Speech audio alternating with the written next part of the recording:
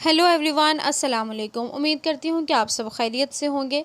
जैसे कि हमने एनिमल फार्म के फर्स्ट चैप्टर में पढ़ा कि जॉर्ज ऑरवेल ने एनिमल फार्म क्यों लिखा। उसके दूसरे चैप्टर में हमने पढ़ा कि उसमें कैसी कैसी पॉलिटिकल टर्म्स का इस्तेमाल किया गया है और उनका कॉन्सेप्ट क्या है। तो आज की क्लास में हम देखेंगे कि एनिमल फार्म में कौन सी पॉलिटिकल पर्सनालिटीज़ को पोर्ट्रे किया गया है एनिमल का इस्तेमाल करते, जानवरों का इस्तेमाल करते हुए। तो पहली क्लासेस में हमने ये चार जो ग्रीन में आपको नज़र आ रहे हैं कंटेंट पॉइंट्स, इनको पढ़ लिया। आज की क्लास में हम पॉलिटिकल पर्सनालिटीज़ के बारे में पढ़ेंगे जो कि एनिमल फार्म में इस्तेमाल की गई हैं। तो सबसे पहले है लियोन ट्रॉट्स्की।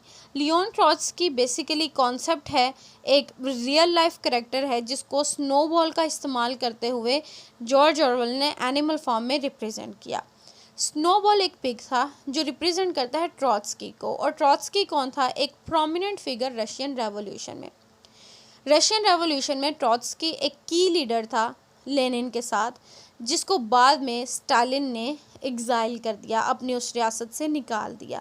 तो ट्रॉट्स्की वो फिगर है जो नेचुरली एग्जिस्ट करता था उस वक़्त में रशियन रेवोल्यूशन के टाइम में, जिसको जॉर्ज ऑरवेल ने इस्तेमाल किया स्नोबॉल की फॉर्म में। बिल्कुल इसी तरीके से स्नोबॉल भी एक क्रूशियल रोल प्ले करता है early development of Animal Farm में, लेकिन बाद में नेपोलियन स्टालिन की तरह उसको भी निकाल देता है। तो ये थे लियोन ट्रॉट्स्की। नेक्स्ट है यहाँ पर जोसेफ स्टालिन। जोसेफ स्टालिन एक नेचुरल और रियल लाइफ करेक्टर है जिसको एनिमल फार्म में नेपोलियन की मदद से जाहिर किया गया है। Napoleon is a Berkshire bore who represents Stalin. जैसे कि Stalin, Napoleon becomes a dictator who consolidates power and betrays the original ideals of the revolution। बिल्कुल स्टालिन की तरह नेपोलियन ने भी क्या किया, एक ऐसा आमिर बना जिसने पावर का इस्तेमाल करते हुए जो ओरिजिनल आइडियल्स थे, जो उसके मिसाली जो हकीकी जो कॉन्सेप्ट्स थे, उनको रेवोल्यूशन के उनको ख़राब कर दिया, तबाह कर दिया अपने मुफाद की खातिर। उसने प्रोपेगेंडा का इस्तेमाल किया, मैनिपुलेशन इस्तेमाल की, वो चाहे लैंग्वेज की थी, कैरेक्टर की थी, पावर की थी, और वायलेंस का इस्तेमाल किया एक कंट्रोल को हासिल करने के लिए। तो यहाँ पर जोसेफ स्टालिन के कैरेक्टर को नेपोलियन की मदद से जाहिर किया गया है एनिमल फार्म में। नेक्स्ट हमारे पास Karl Marx and Vladimir Lenin, जिनका कॉन्सेप्ट इस्तेमाल किया गया ओल्ड मेजर की फॉर्म में। ओल्ड मेजर एक बूढ़ा सुअर था, बोर था, पिग था, जिसने रिप्रेजेंट किया है कार्ल मार्क्स और revolutionary spirit of Vladimir Lenin को। लेनिन और कार्ल मार्क्स का जो कॉन्सेप्ट है, जो उनका बेसिक नज़रिया था, वो हमें ओल्ड मेजर की फॉर्म में नज़र आता है। ओल्ड मेजर की जो स्पीच है एनिमल फार्म में वो इस्तेमाल की गई है, जिसमें उसने बताया कि overthrow of human oppressors correspondence to Marx ideas of communism and the class struggle. Karl Marx ने अपने आइडियाज़ को जो कम्युनिज़्म को फ़रोग़ कर देने के लिए इस्तेमाल किया, वो यहाँ पर ओल्ड मेजर ने अपनी स्पीच में उनको इस्तेमाल किया।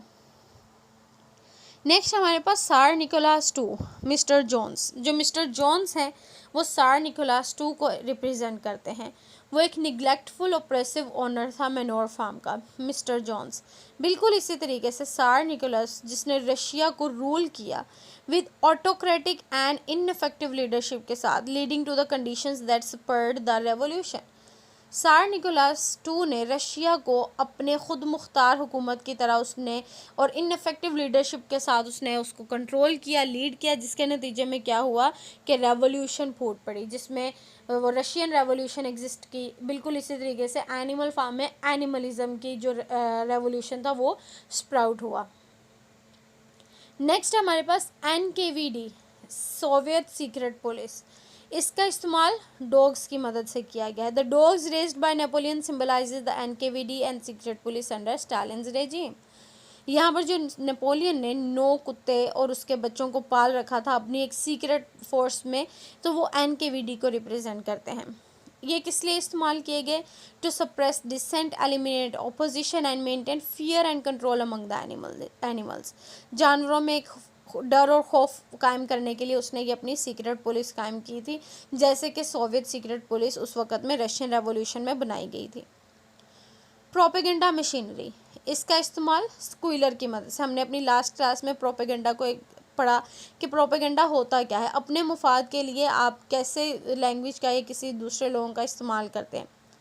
स्क्विलर के पास परसुएसिव नेचर थी, वो एक मैनिपुलेटिव पिग था जिसको नेपोलियन ने इस्तेमाल किया अपने as a mouthpiece of his own. Squealer symbolize करता है प्रोपेगेंडा मशीनरी को सोवियत रेजिम की, जिसमें spreading lies and distorting information to control the narrative. उस वक़्त में मौजूद नैरेटिव को कंट्रोल करने के लिए किस तरीके से झूठ और मिसकम्युनिकेशन और फॉल्स कम्युनिकेशन को कैसे फ़रोग देना है, उस प्रोपेगेंडा मशीनरी को वो स्क्विलर रिप्रेजेंट करता है। नेक्स्ट है बर्गियोसी, जिसको हम अपर क्लास सोसाइटी कहते हैं। वो मोली रिप्रेजेंट करती है। मोली एक घोड़ा है एनिमल फार्म में जो रिप्रेजेंट करता है बर्गियोसी को, जहाँ पर अपर क्लास लोगों को सिर्फ अपने मफादात से गर्ज है। उन्हें नहीं पता कि हमारे पास बेसिक कॉन्सेप्ट रेवोल्यूशन का क्या था, क्या है, वो क्या रहेगा, वो उस नैरेटिव को बिल्कुल नहीं जानते। उनके लिए मेजर कंसर्न क्या है कि उनकी अपनी जो कम्फर्ट्स हैं, उनके अपने प्रिविलेजेस हैं, वो उनको मिलते रहें। Molly's departure from the farm symbolizes those who abandon the revolutionary causes for personal gain। बिल्कुल इसी तरीके से रशियन रेवोल्यूशन में ये जो बर्गियोसी और मोली हैं, ये रिप्रेजेंट करते हैं उन लोगों को जिन्होंने अपने पर्सनल गेन की वजह से उस रेवोल्यूशनरी कॉज में हिस्सा नहीं लिया और वो चले गए।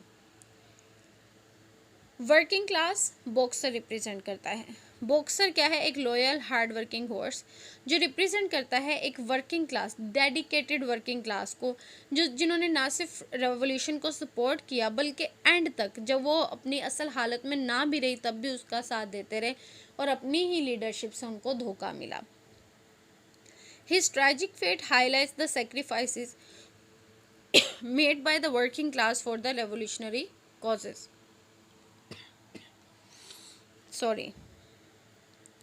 Western leaders, Mr. Pilkington and Mr. Frederick. These human farmers represent Western leaders and countries. अब उस रशियन रेवोल्यूशन में उस वक़्त में जो वेस्टर्न लीडर्स थे उनका जो इफ़ेक्ट है, उनका जो पैनोरामा है, वो मिस्टर पिल्किंगटन और मिस्टर फ्रेडरिक की मदद से हमें नज़र आता है। Their interaction with animal farm reflect the shifting allegiances and political maneuvering during the Cold War era। जब रशियन रेवोल्यूशन और कोल्ड वार एग्जिस्ट कर रही थी और जब वहाँ पर शदीद और सोवियत यूनियन का भी इंटेक हो गया और वहाँ पर मुख्तलिफ़ किस्म की मुश्किल का सामना करना पड़ रहा था, तो मिस्टर पिल्किंगटन और मिस्टर फ्रेडरिक एक वेस्टर्न लीडर्स के तौर पर यहाँ पर रिप्रेजेंट करते हैं अपने आप को। Mister Frederick the owner of Pinchfield farm represent Adolf Hitler. Adolf Hitler का रशियन रेवोल्यूशन में सोवियत यूनियन में बहुत ज़्यादा अहम किरदार है और यही वहाँ पर ये एग्जिस्ट करते हैं। His deceitful business dealings and aggressive behavior mirror Hitler's action in Europe during World War II। जब यूरोप में वर्ल्ड वॉर टू के दौरान में जो अडोल्फ हिटलर का किरदार है, वो यहाँ पर हमें मिस्टर फ्रेडरिक की फॉर्म में एनिमल फार्म में नज़र आता है। तो इस तरीके से हमने एलेगोरिकल कैरेक्टर्स को, यानी कि जो फिक्शनल कैरेक्टर्स हैं, हॉर्सेस, पिग्स और डिफरेंट एनिमल्स का जो इस्तेमाल किया गया है, वो रियल लाइफ कैरेक्टर्स को रिप्रेजेंट करने के लिए इस्तेमाल किया गया। तो ये था हमारा जो इसमें पॉलिटिकल पर्सनालिटीज़ हैं जो एनिमल फार्म में इस्तेमाल की गई हैं, उनका कॉन्सेप्ट एनिमल्स के हवाले से। तो अगर आपके पास कोई क्वेश्चन हो तो आप कमेंट सेक्शन में ज़रूर पूछ सकते हैं कि ये कौन थे या उनका लिंक कैसे था, कैसे बना, और या फिर आप उसको खुद से अपनी सेल्फ स्टडी में सर्च भी कर सकते हैं। Thank you so much, take care.